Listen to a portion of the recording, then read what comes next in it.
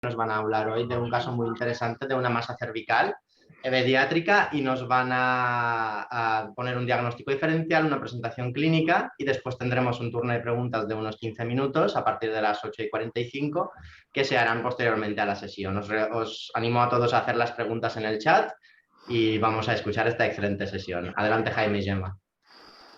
Vale, bueno, buenos días. Vamos a presentar un caso clínico sobre un paciente pediátrico con una masa cervical y este caso clínico nos va a ayudar a hacer un diagnóstico diferencial cuando nos encontramos una masa a nivel cervical. Se trata de un paciente de 7 años actualmente que es nacido en Marruecos, que tuvo un diagnóstico prenatal de un infangioma toracocervical derecho y cuando tenía más o menos un año se le hizo una esclerosis y por mala evolución, cuando tenía más o menos 2 años, finalmente se hizo una excisión por toracotomía, lo que con un análisis anatomopatológico de esta lesión, pero no aporta informes ni tampoco tenemos el resultado anatomopatológico de la lesión. Actualmente está en seguimiento por cirugía pediátrica de nuestro hospital aquí en el Trueta y además en neumología porque tiene un asma y que está en tratamiento con corticoides inhalados y una apnea obstructiva del sueño leve. Además, este paciente tiene una neutropenia que está en seguimiento por infecciosas, pero de momento no ha tenido signos de alarma. Entonces, lo que explicaba este paciente, y había consultado algunas veces en el hospital, porque presentaba un mayor número de apneas, con una tos seca, no expectora activa, con dificultad respiratoria y disnea, que sobre todo era predominio nocturno, con el decúbito supino, y además esta dificultad respiratoria también aparecía al hacer ejercicio.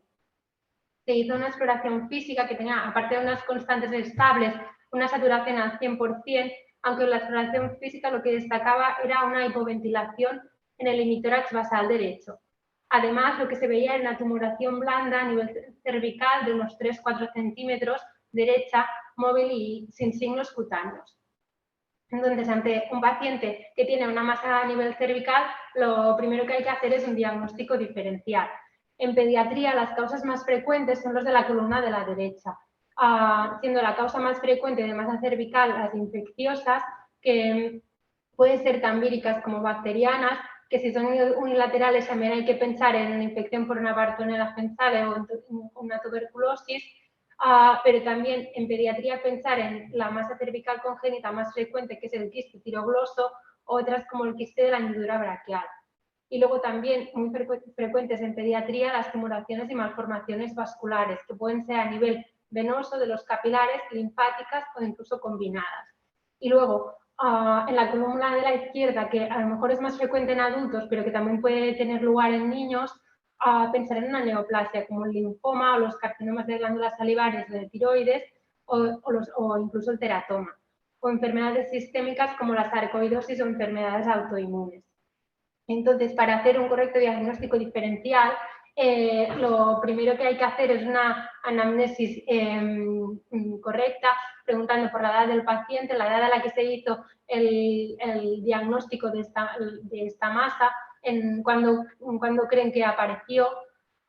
Luego también preguntar por síntomas asociados, como pueden ser la fiebre, la evolución o el crecimiento de la masa cervical. También si presenta síntomas, otros síntomas como, por ejemplo, presentaba nuestro paciente, como la disnea, la dificultad respiratoria o las apneas. Y luego hacer una exploración física, en donde sobre todo podamos describir las características de la masa cervical. Por ejemplo, la localización y el tamaño, como la calidad de la masa, si es firme, si es fluctuante, si es blanda, si también la movilidad, las características cutáneas y la sensibilidad. Me olvidaba decir también en la anamnesis es importante preguntar por viajes recientes y por contacto con animales, y en la exploración física es importante también mirar, pues, hacer una exploración física de la orofaringe, de la nariz y de los oídos.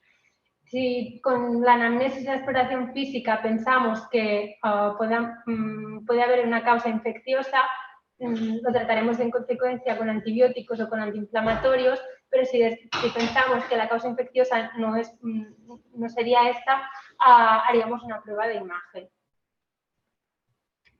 En nuestro paciente lo que hicimos por la sintomatología que presentaba, se hizo una radiografía torácica y cervical, que lo que se vio es un diafragma derecho que estaba elevado con un aumento de densidad del nivel del mediastino superior anterior. Y luego se hizo además una ecografía, una resonancia y un angio-TAC. Importante destacar de esta radiografía que el ensanchamiento mediastínico, esta imagen radiopaca que se ve a nivel paratraqueal derecho, no retrae el hilio pulmonar derecho y que tiene una densidad, una opacidad de partes blandas y que hace signo de silueta con los grandes vasos. Esto podría corresponder a una lesión que esté en el mediastino medio o en su defecto a un agrandamiento de lo que sería la vena cava. Ahora después vamos a mostrar más estudios. Antes de comenzar a mostrar los estudios que se le realizaron al paciente, un breve repaso anatómico de lo que es el cuello. El cuello se puede dividir como una especie de cuadrado visto desde lateral, en la cual tenemos unos bordes superior, posterior, anterior e inferior que están marcados en este dibujo. Como vemos, tenemos la mandíbula a nivel superior, la línea media del cuello a nivel anterior, a nivel posterior. Tenemos el músculo trapecio y la clavícula a nivel inferior. Y a su vez, el esternocleidomastoideo sirve de división y divide al cuello en dos triángulos, un triángulo anterior y un triángulo posterior. Esta clasificación anatómica nos permite ubicar ciertas lesiones del cuello también para ayudar en su diagnóstico diferencial.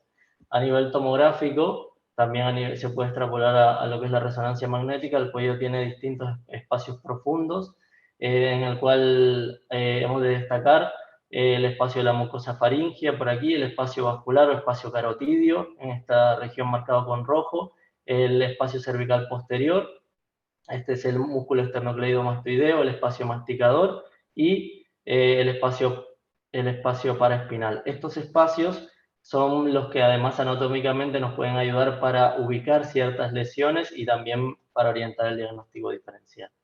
Bueno, y ahora vamos a ver los estudios que se le realizaron al paciente. Lo voy a abrir desde otra plataforma.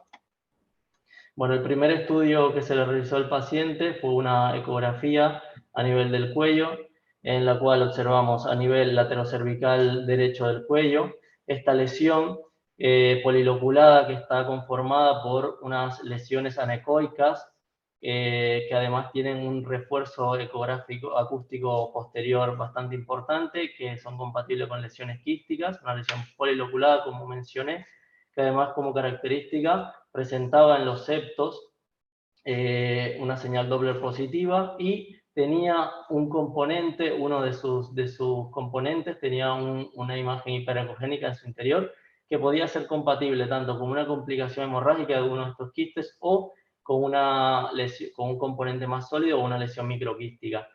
Teniendo en cuenta los antecedentes del paciente, la edad, la presentación y además la morfología de la lesión, se sospechaba en primera instancia que fuera una lesión, una malformación linfática, por lo cual se recomendaba a partir de este estudio la realización de una resonancia magnética. Se realiza la resonancia magnética del paciente y lo que se observa es que a nivel laterocervical derecho una lesión de aspecto quístico, poliloculada, y decimos quístico porque además tiene un claro y fuerte componente hiperintenso a nivel de T1, perdón, a nivel de la secuencia STIR y de la secuencia basadas en T2. Aquí vemos una secuencia STIR en un corte axial, se ve la misma lesión, como observamos aquí, que tiene dos componentes principales y probablemente esto también tenga que ver que el paciente ya tuvo una cirugía previa y es que tiene un componente a nivel del triángulo posterior y un componente a nivel del triángulo anterior del cuello. Dicha lesión no tiene un comportamiento infiltrativo, pero sí genera cierto efecto masa, desplazando algunas estructuras del cuello.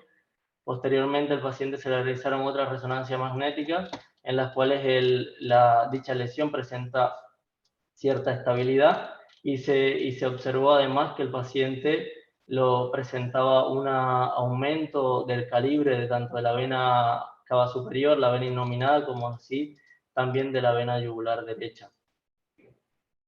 Posteriormente se completó el estudio con una tomografía en la cual se observa dicha lesión, que tiene claramente unas características de una lesión quística, una lesión hipodensa, que en la fase arterial, como fue este estudio, que es una angiotomografía de cuello, no se observa realce a nivel de la fase arterial, y además tenía un componente de dicha lesión que tiene que es más hiperdenso, y que se lo atribuyó a probablemente cambios hemorrágicos dentro de dicha lesión. Y además en el mismo estudio se evidenció lo que había dicho anteriormente, que es una dilatación de la vena cava superior, de la vena innominada y de la vena yugular derecha, como hallazgo y alteración anatómica de este paciente. A partir de aquí,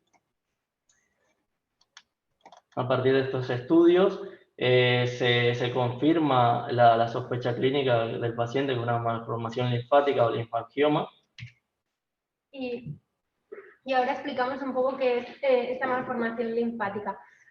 En realidad, el nombre linfangioma ya no se utiliza desde hace poco, y en realidad lo que se ha visto es que en estudios recientes a nivel de pruebas de imagen y de genética se ha visto que es una malformación linfática que antes se pensaba que era más bien una tumoración.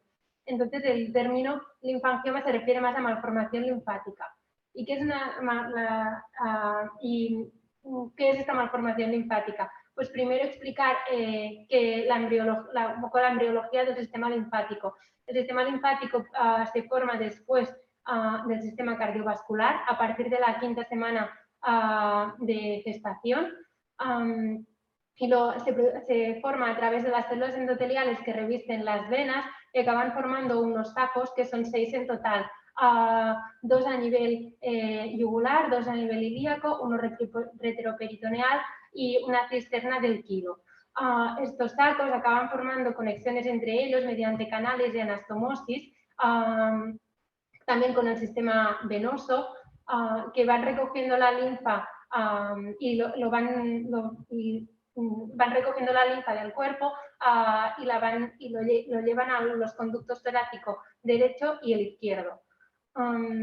Entonces, se cree que esta malformación linfática o linfangioma se puede producir ahí se explican 2 teorías patogénicas diferentes. Una, que es la teoría mecánica, que explica que hay una obstrucción a nivel de en el proceso de formación de estos sacos, y de manera que uno puede quedar como aislado y como conserva todavía su capacidad embriológica de formar un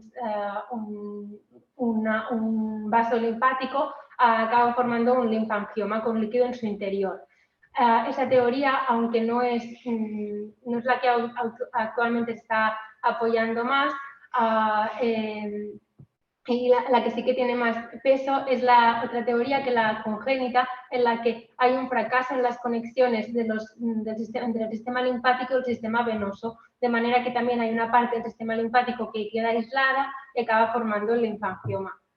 Estas lesiones pueden ser de tamaños diferentes, ya que pueden ser al principio pequeños y pueden ir creciendo a lo largo del tiempo, y la localización más frecuente es a nivel cervical, ya que, como he explicado, los sacos inicialmente se sitúan a nivel cervical, y estos sacos van migrando a través del cuerpo, como otras estructuras como son el timo o los arcos branquiales o el pericardio. Pues eso explica que algunas de estas lesiones que aparecen mayormente a nivel cervical también pueden extenderse a nivel mediastínico. Entonces, la localización más frecuente es a nivel cervical y además en el triángulo posterior, es decir, entre la clavícula, entre el lado lateral del esternocleidomastoideo y el trapecio. También hay una clasificación de estas lesiones a nivel histológico en 3 tipos: el linfangioma simple o capilar, en que son los pequeños vasos de luz estrecha con paredes delgadas; el linfangioma cavernoso, con una luz más dilatada, tortuosa, intercomunicante, son canales más grandes de paredes delgadas, con unas capas adventicias fibrosas. Y luego están los linfangiomas quísticos, o conocido como hebroma quístico, que son grandes cavidades confluentes llenas de líquido revestidas por un endotelio aplanado. Son igual de prevalentes los linfangiomas en hombres que en mujeres, y la edad, normalmente el 50% se diagnostican al nacimiento y incluso al 90% se han diagnosticado antes de la edad escolar, es decir, más o menos a los 2 años. Aunque es verdad que pueden pasar desapercibidos al nacimiento y hacerse un diagnóstico en la edad adulta. El curso suele ser benigno, pero ya explicaré después que también depende de la edad, del diagnóstico, del tratamiento y de las características histológicas. La presentación clínica, normalmente se manifiestan con una masa cervical casi todas las lesiones, ya que aunque al principio pueden ser asintomáticas, al final todos acabarán presentando una masa cervical.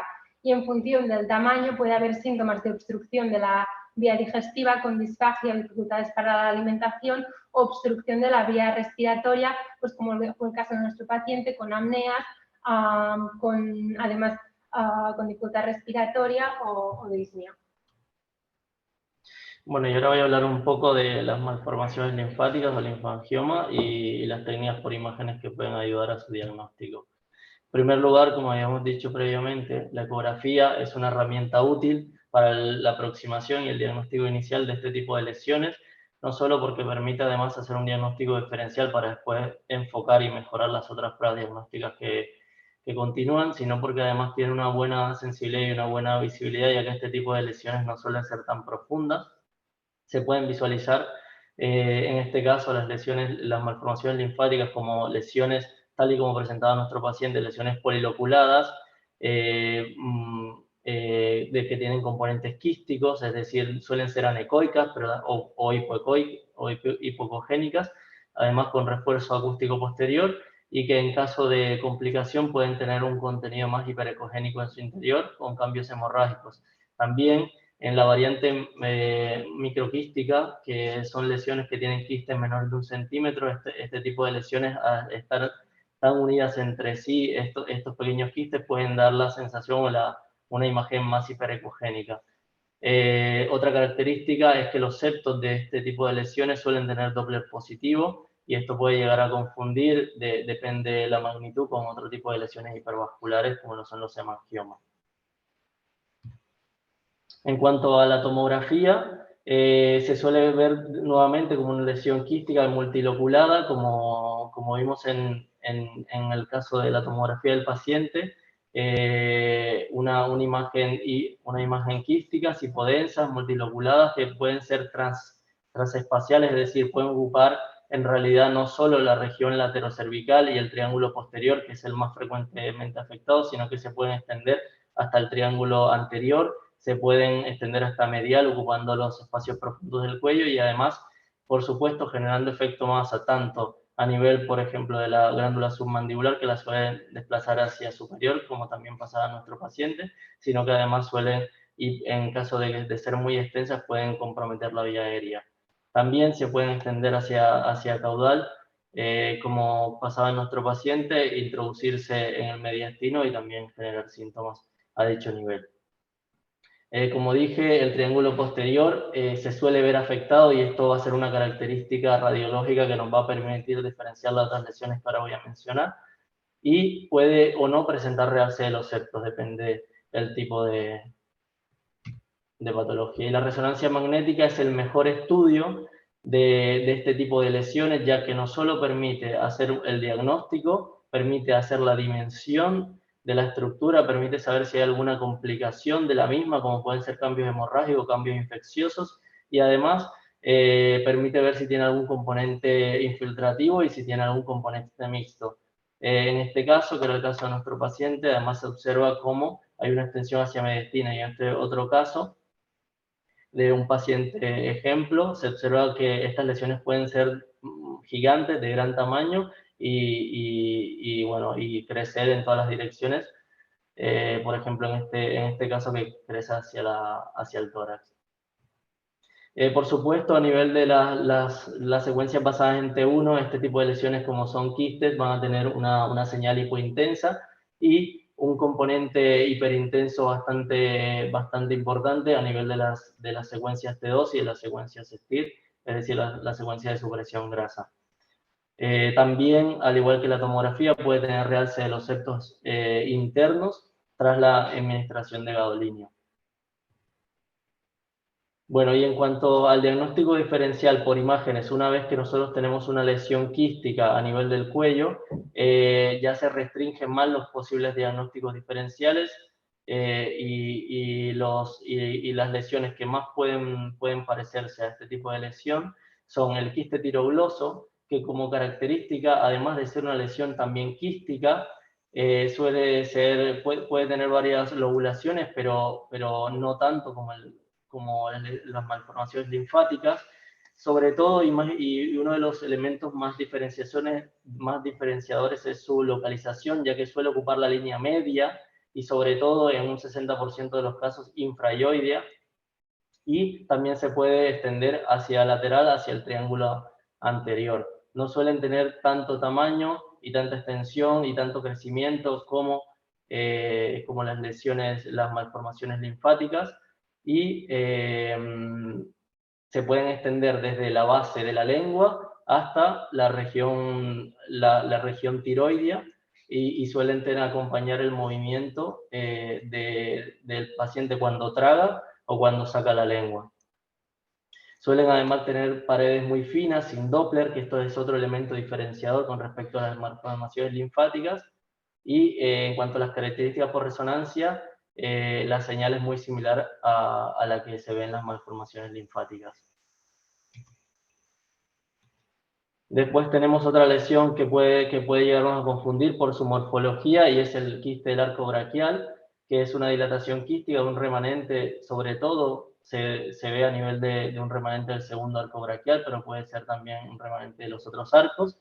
Su localización siempre suele seguir el borde anteromedial del músculo esternocleidomastoideo en toda su longitud, desde el trago hasta la clavícula, y suele ocupar sobre todo la región del triángulo anterior, y eso es un elemento que puede ayudarnos a diferenciarlo. Además suele ser uniloculado, anecoico cuando no tiene ninguna complicación, pero como vemos esta imagen de resonancia magnética de un T1, vemos que la lesión tiene un importante componente de trabeculación de un T1 post-contraste, que vemos que tiene un importante cambio inflamatorio alrededor del quiste, con un contenido un poco más heterogéneo en su interior, y que es característico de cuando el quiste se infecta, y estos quistes infectados incluso se pueden fistolizar a la piel y producir una fístula del quiste con la piel. En cuanto a la orientación diagnóstica, desde el punto de vista de la radiología, una vez que tenemos una lesión de aspecto quístico en un niño que no tiene sintomatología febril y que parece ser una lesión de larga evolución, es decir, una lesión probablemente congénita, los diagnósticos diferenciales que tenemos, como ya lo mencioné, las malformaciones linfáticas, que se encuentran sobre todo y en casi la mayoría de los casos afectando el triángulo posterior, con extensión diversa, que puede ser tanto el triángulo anterior como la región media del cuello, y en el triángulo anterior sobre todo pensar en estas otras patologías, que es el quiste tirogloso y el quiste del arco braquial. Si tenemos lesiones sólidas que ya son diferentes, podemos pensar en otras lesiones un poco menos frecuentes, y además desde el punto de vista de la imagen muy diferentes a estas, que son por ejemplo el teratoma, que es una lesión producto de remanentes de células multinucleares y pluripotenciales embrionarias, que puede degenerar en tejidos grasos, una lesión heterogénea y mixta compuesta de estructuras grasas, de estructuras cálcicas y también de estructuras quísticas en su interior. Y por otro lado, tenemos las lesiones hipervasculares, como son los hemangiomas, que tienen una morfología que al examen físico podría llegar a confundir con estas lesiones linfáticas, pero que a nivel de la imagen son muy diferentes, porque son lesiones marcadamente hipervasculares que realzan mucho en post-contraste y se rellenan por completo en este tipo de estudios. Después, volviendo otra vez al caso clínico, el tratamiento de las malformaciones linfáticas actualmente es la extirpación quirúrgica. que puede hacerse en una o en múltiples operaciones. En los niños la extirpación completa es compleja y eso tiende a hacer que haya mayores recurrencias. En cambio, en los adultos estas lesiones tienden a estar más encapsuladas, permiten una mejor resección y por lo tanto menor recurrencia. Actualmente están en desuso los drenajes con aspiraciones, la escleroterapia y la radioterapia. Aunque sí que es verdad que nuestro paciente se hizo en 2016 una escleroterapia, pero luego como no funcionó, al final se hizo una extirpación quirúrgica. Luego, en cuanto al pronóstico, sí, depende mucho de la resección, si se puede hacer una resección completa o no, ya que la principal causa de recurrencia es la excisión incompleta.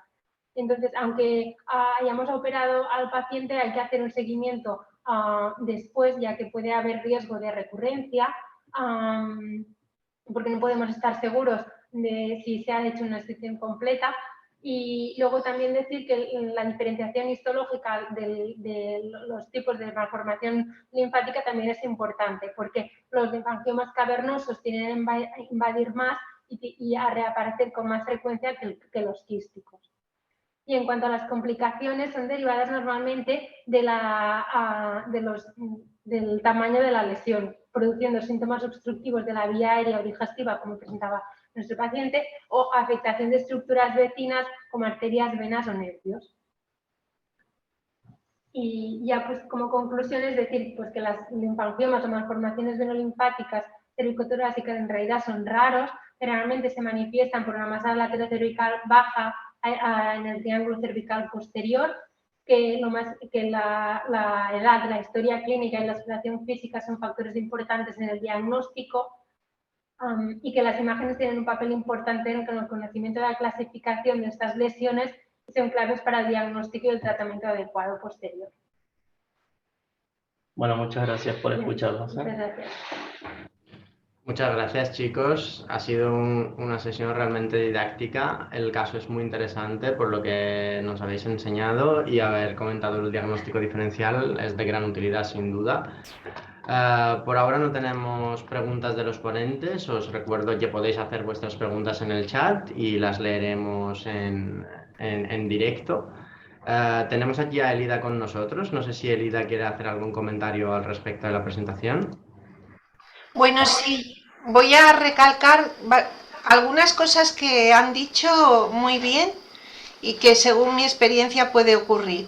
Una es que como con frecuencia tienen contenido hemorrágico, se pueden confundir con masas sólidas y la más frecuente en niños es la linfadenitis cervical infecciosa, que la ha mencionado la pediatra muy bien. Entonces, yo he visto este error, hay que usar el Doppler y como han comentado, a veces hay un Doppler patológico solo en los septos, pero no sería como una linfadenitis. Pero he visto, sobre todo hace tiempo, este error a veces porque pueden simular lesiones más sólidas, porque tengan componente hemorrágico o estén sobreinfectadas. Otro dato que han presentado en este caso es la asociación de una flebectasia o dilatación fusiforme o aneurisma fusiforme de la vena yugular, creo que era externa. Era de la vena cava superior denominada y de la vena yugular interna. Encima, bueno, es que eso es una asociación muy descrita en las malformaciones linfáticas, pero que no es nada frecuente. Y dentro de las masas cervicales, decir que puedes tener una dilatación de la vena yugular, es una causa también de masa cervical en el niño, típicamente aumenta con la maniobra de Valsalva, es muy fácil el diagnóstico por ultrasound, ¿no? Por ecografía, pero la asociación con la malformación linfática, que es bastante, está descrita, pero no es muy frecuente, o sea que es bonito el hallazgo asociado este. Y ahora sí que parece que hay alguna pregunta, ¿no? Sí, ahora sí que vamos a hacer la pregunta. Muchas gracias por tu intervención, Elida. En casos como el de este niño con antecedentes de linfangioma, ¿Cada cuánto tiempo se hacen los controles? Sorprende una recidiva de tamaño que presentaba este caso. En casos de recidiva se presupone que la resección inicial no ha sido incompleta. No ha sido completa. Claro, en ese caso se hizo una prueba de imagen en la que se vio que la resección había sido que había sido incompleta, entonces se hicieron seguimientos, y esos seguimientos también dependen del tamaño. Si el tamaño es muy pequeño y sabemos seguro que se trata de un linfangioma, podemos, como sabemos que tampoco crecen con mucha rapidez, se pueden hacer seguimientos más prolongados, que en cambio lesiones más grandes que pueden tener síntomas más obstructivos, pues hacerse seguimientos más estrechos. ¿Quieres añadir algo, Elida, al respecto? Bueno, es una zona complicada, el cuello siempre es muy complicado, entonces sí, es muy frecuente que la resección sea incompleta, que se tengan que combinar, normalmente se hacen tratamientos combinados, y se hace escleroterapia también si queda un residuo y se combinan varios agentes esclerosantes, desde, bueno, yo usaba en su época tetraciclinas, pero se usa la bleomicina, el OCA y también interferón y otros productos, y hay que asumir que la resección completa a veces es difícil, entonces ante mínimos traumas puede sangrar y entonces puede progresar ese pequeño residuo que ha quedado ahí. Es muy frecuente. Vale, gracias a todos por vuestras respuestas. Tenemos otra pregunta y nos pregunta respecto a los TCs que realizáis de cuello con contraste intravenoso, ¿realizáis un TC arterial y otro venoso versus tardío o aplicáis directamente un split bolus? Bueno, en realidad este es el estudio TC no lo hicimos en nuestro centro, se hizo en este paciente en particular, se hizo en otro centro, pero el estudio TC se hace dependiendo de qué es lo que quiera ver en la lesión. Si en este caso lo que quieres ver es la vasculatura, sobre todo arterial, simplemente con un TC en fase arterial ya puedes hacer el diagnóstico. Si lo que sospechas es una infección y quieres ver un absceso o sospechas una lesión tumoral infiltrativa y demás, es mejor tener además una fase venosa para ver la captación y el contraste de esta lesión. Pero el TC arterial ya te da una discriminación anatómica, una extensión del estudio y demás. Y sobre todo en pacientes pediátricos es mejor evitar la radiación adicional. No, que nosotros las lesiones de cuello y de, cabeza y cuello, a ver, siempre se hace TAC, sobre todo para los casos que se puedan presentar de una manera urgente. Si no, se manejan mejor con eco y RM, como ya ha expresado Jaime. Pero siempre iría bien tener también un mapa vascular. Si le haces el TAC y sobre todo si va a cirugía, muchas veces, como es, ya decimos, una zona conflictiva, pues está bien tener un mapa arterial para guiar la cirugía y ver la relación con la masa, y a la vez el estudio venoso que ha comentado Jaime para ver cómo realza la lesión. Y si le haces resonancia, pues casi lo mismo. Si puedes hacer a veces un estudio vascular, también irá bien para guiar al cirujano pediátrico. Fenomenal, por ahora creo que no tenemos más preguntas. Muchas gracias a todos por vuestras intervenciones. Le paso el turno de palabra a Víctor, por si quiere hacer unos comentarios finales. Gracias, y gracias, Elida, por tu fantástica... Que va, gracias a vosotros. Yo, para acabar, solo quería felicitar también a Jaime y a Gemma por la excelente presentación. Yo creo que ha sido muy interesante. Han hecho una revisión exhaustiva de cómo debe ser el abordaje del diagnóstico de la masa cervical, ¿no? Desde la anamnesis a la exploración, y una vez pasamos a las pruebas de imágenes, pues que la resonancia en este caso es fundamental, ¿no? Como ha demostrado Jaime, para ver la naturaleza de la lesión. Si es quística, pues ya te orienta un diagnóstico diferencial, que después además la resonancia te sirve para ver la localización, y si es de triángulo posterior tienes es más favorable a que sea una malformación linfática, y si no, pues si es de triángulo anterior, como muy bien explicado, pues pensamos más en el quiste tiroidoso o en el quiste bronquial, ¿no? Yo creo que ha sido una muy buena revisión. Sí, Eli, Gracias. Y que solo quería felicitarles a ellos, que se me había olvidado con lo del que sí que ha sido muy buena la revisión. Y que en niños, además ha mencionado la Bertonella, ¿no? Gensae, que es la de, supongo, la de la fiebre por arañazo de gato y todas estas cosas, que hay que pensarlo. Que una de las cosas que se le pregunta es, lo ha mencionado la pediatra sobre si tiene animales domésticos, todo esto hay que pensarlo. Realmente, sí, el diagnóstico diferencial, como han enseñado, es muy amplio, y en este caso en concreto a mí lo que también me ha impresionado, como has comentado, Eli, es la dilatación venosa, tanto de yugular como de la cava superior, y la imagen de la radiografía de tórax, ¿no? Sí, bueno, esas dilataciones que te digo que no son tan frecuentes. Es una asociación que se ha descrito y también es verdad que afectaba la vena cava superior. Creo que tienen relación con la patogénesis que ha explicado un poco ella, de que se pueden quedar aislados un poco del resto del sistema venoso, o pérdida del tejido conectivo de la pared. Entonces, normalmente no dan problemas, pero si la dilatación fuera progresiva, también habría que hacer algún tipo de tratamiento. Muy bien, pues sin más, cerraremos ya la sesión y os invitamos a todos ya a la nueva sesión de mañana. Muchas gracias a Jaime, Gemma, Nerses y Eli. Muchas gracias a todos. Gracias por la Gracias. Adiós.